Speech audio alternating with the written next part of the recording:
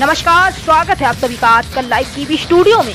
आइए नजर डालते हैं कुछ अहम और खास खबरों पर। इस वक्त की बड़ी खबर सामने आ रही उत्तर प्रदेश जनपद सुल्तानपुर से। सुल्तानपुर पहुंचे उप मुख्यमंत्री दिनेश शर्मा ने पीडब्ल्यूडी के निरीक्षण भवन में शिक्षा विभाग के मंडल के अधिकारियों के साथ विभिन्न जिलों की समीक्षा की। समीक्षा बैठक में कानून व्यवस्था को लेकर प्रशासनिक अधिकारियों और विधायकों और संगठन के पदाधिकारियों के साथ उन्होंने विस्तृत चर्चा की।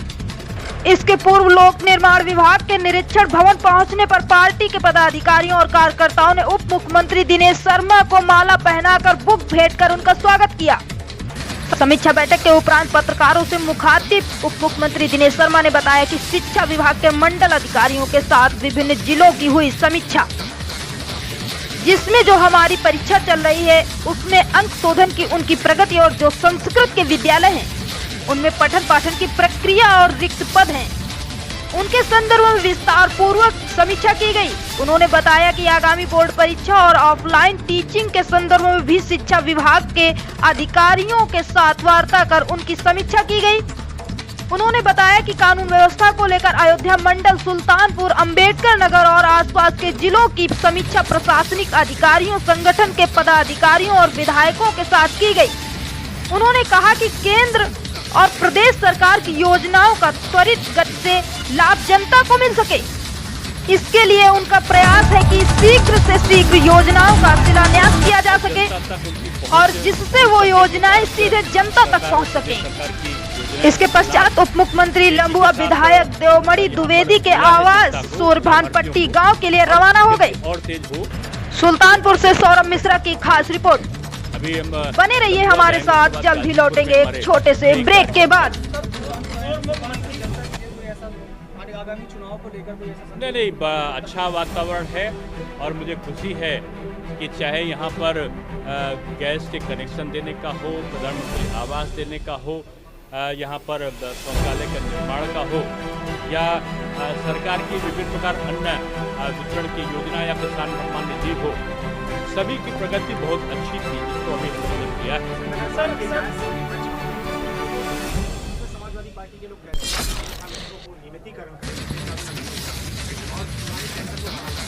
देखिए, मुझको लगता है कि जो अपने शासनकाल में जो विसंगतियाँ जिन लोगों ने करी हैं उसकी शुद्धि का उपाय उनके पास में नहीं है। माननीय सुप्रीम कोर्ट के निर्णय के बाद भारतीय जनता पार्टी की पारदर्शी सरकार थी, जिसमें सबको बेरोजगार नहीं किया और निश्चित रूप में चाहे वो शिक्षा क्षेत्र के हों, चाहे स्वास्थ्य के क्षेत्र के हों या अन्य हों, 1.5 लाख से ऊपर अभी शिक्षकों की भर्ती हमारी सरकार में की गई है और 1,35,000 पुलिसकर्मियों की गई। 4.5 लाख लोगों की पारदर्शी तरीके से भर्ती हुई है और 1,61,00,000 लोगों को अप्रत्यक्ष रूप से रोजगार दिया गया है। वन डिस्ट्रिक्ट वन प्रोडक्ट और लघु उद्योगों के माध्यम से अन्य जिलों के जो ऋण को दिया गया है। तो ये कह सकते हैं भारतीय जनता पार्टी की सरकार ने जो विकास किया है उसके आगे विपक्ष के पास कोई मुद्दा नहीं है, इसलिए वो जातिवाद, संप्रदायवाद और क्षेत्रवाद के आधार पर फिर चुनाव लड़ना चाहते हैं और जाहिर सी बात, ये मिलकर लड़े थे तब पराजित हुए थे, अलग अलग लड़े थे तब पराजित हुए थे। अब ये सब मिलकर फिर लड़े और मैं समझता हूँ कि बीजेपी का जो पिछला रिकॉर्ड था सरकार बनाने का, वो रिकॉर्ड इस बार टूटेगा। मैंने कहा ना, पिछला रिकॉर्ड टूटेगा। इसकी अलग से समीक्षा की जा रही है और किसी को जैसा कि पहली बार ये सरकार हुई है, किसानों को हमने मुआवजा दिया है। किसानों को आपदा का एक जो राहत है वो पिछले बार से बढ़ाई है और कहीं इस चीज़ के साथ ही तो हमको आपदा का राहत देंगे।